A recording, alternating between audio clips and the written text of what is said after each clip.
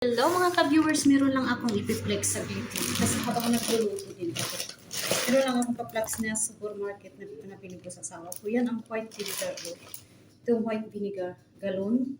At saka ito naman yung dalawang powder persil. Yan, all-purpose yan sabon. At saka ito din yung Ariel Power Gel para sa machine. Yan, yan, dalawa.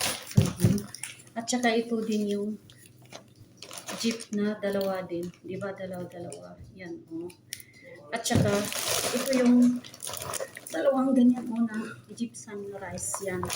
At saka ito din. Kasi meron akong basmati na rice. At saka ito yung Egyptian rice. Okay, 10 kilos ito.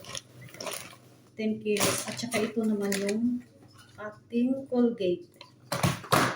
Tsaka ito naman yung ating mga sabon. Yan, mga sabon.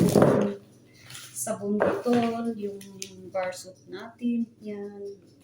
Tsaka, magkano ba ang cost natin lahat ito? Ito ang cost natin ay, magkano ito? Yung ano niya.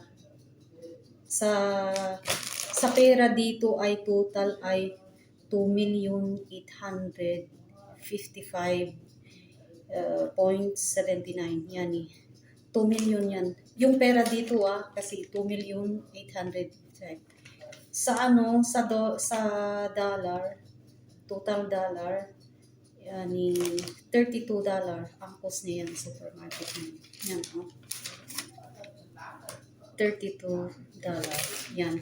Maraming salamat sa panunood, mga ka-viewers. Thank you for watching. Happy Thursday, everyone. Bye-bye.